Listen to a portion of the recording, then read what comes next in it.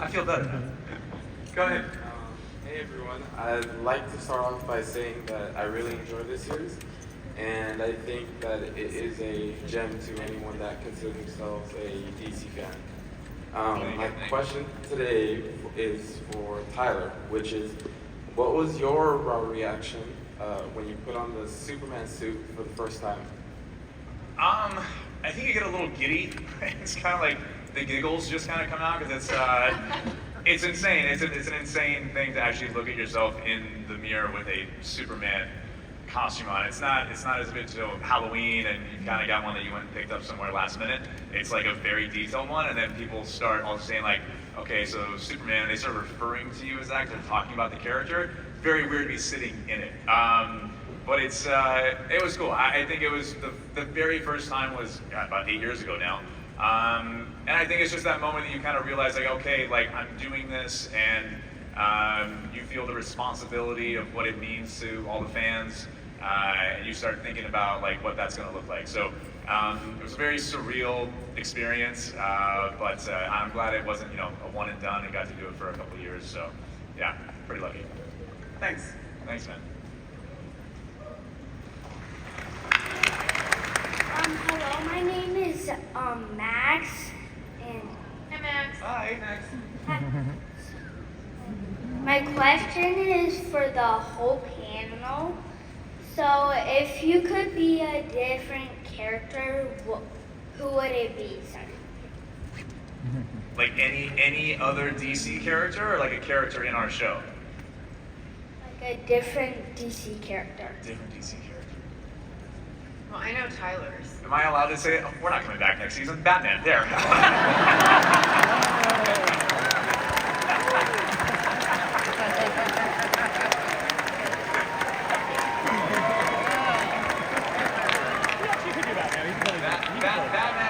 Batman was the character I grew up with. I love Batman, but also at the same time, playing the hero for a couple of years now, I'd also love to play a DC villain. Like that'd be fun.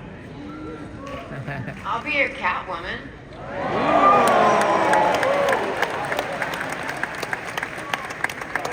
I'll go Brainiac. Okay. I mean, I don't know. I would maybe Flash, I guess, because I want to run fast. All right. Thank you. Go ahead. Remember, you back in and... Hi, this is a question for Tyler. You played both classic hero in Superman, but also legendary villain in Sephiroth. How do you compare playing these two different roles, and who do you think would win in a fight between your two versions? What a good question. I mean, Reminders. Superman's winning. Superman. Yeah, I know. know. Superman's winning that fight, in my opinion. Okay, but Sephiroth. But no, I mean, it was very cool. Like I said, so being able to play the hero in one thing and then playing the this iconic villain in another piece, really fun. Totally different vibes for the two characters. So being able to bounce in between the two of those. It's also funny. It's kind of like you kind of need black and white for contrast, and so there were times where I'd actually do the voice of that character while we were filming, and it was a nice being able to look in the mirror and see like, okay, so this is Sephiroth, which emphasized certain things about Clark and about Superman and vice versa. So it was really fun to have those two things to bounce between. Thanks. I mean, yeah, Sephiroth is a fucking meteor. How are you guys? My name is Luis. I'm from Lima, Peru. First, I want to say thank Hola, you Luis. for... Hola, ¿cómo estás? Mucho gusto, Muy bien, ¿y Elizabeth. tú? Muy bien. Justo la pregunta era para ti. No sé si la puedo hacer en español. Yo hablo español. Yo nací cuando vivíamos en Barcelona y después nos mudamos a Uruguay. She is Lois Lane. There you go. Justo era la pregunta era para ti. Ahora que acaba esta serie, que la verdad todos hemos disfrutado, ¿estarías dispuesta en un futuro a aparecer como cameo o tal vez como Superwoman en el futuro? What do you want to say I can that in English translate. for everyone? Now that unfortunately the series is ending, that actually everybody enjoyed, are you willing to be maybe appearing in the future movies now that there's a new area of Superman Hell yeah, sign me up. as a Superwoman? Yeah.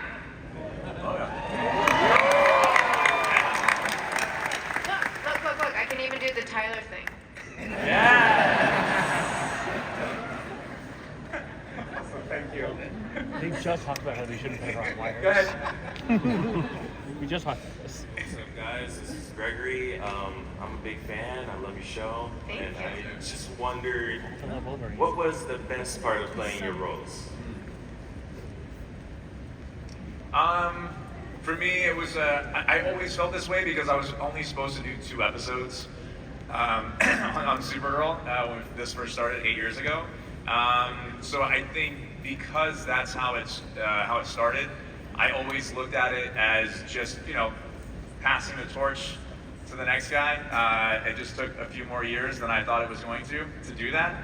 But I'm just really grateful to have been a part of this community, this family, these characters. I know that they mean so much to people all around the world, and that's been true for, God, more than 8 decades now. So it's a special thing to be a part of, and I think I'm just really grateful for the chance to do that, and the faith put in me by the people who said yes to that happening.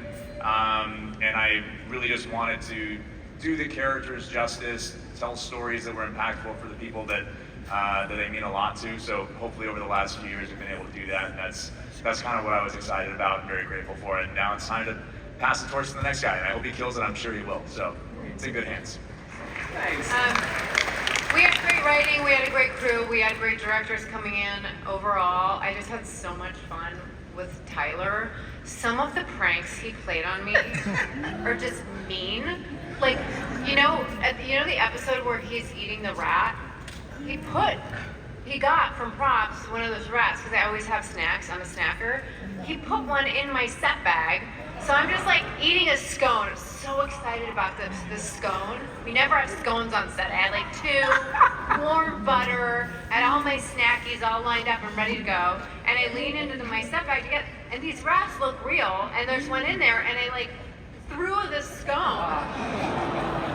And then I kneeled. Butter smeared all across the floor. It was beautiful. It couldn't have gone better. Extreme fright notwithstanding, all I remember, he has it on video, is like, you better get me another scone. Thank you so much.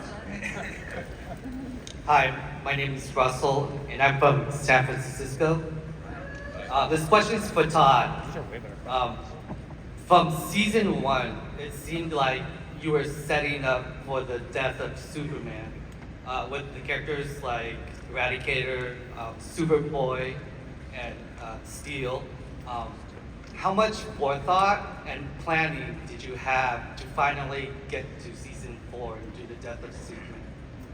I mean, there was a lot of, from the early days, the pie in the sky scenarios. I think, we definitely had talked about, if we did do Death of Superman, could we do Reign of the Superman? But we just kind of had to do our own, I'm trying not to spoil anything, we had to do our own version of these stories, and just because of the parameters that we were given for the final season, it's a little bit different than maybe, if we would have continued on as we originally planned, but we still, I think, give a really cool version of both of those stories. It was part of the season pitch for season 3. We kind of bled into season 4, so they got like a season and a half worth of a pitch when we pitched that, and it still worked when we came back. Cool. Thank you. Go ahead. My name is Adam, and I just wanted to ask if you could refilm the show and add Justice League characters to it, who would you cast as different Justice League characters? Todd?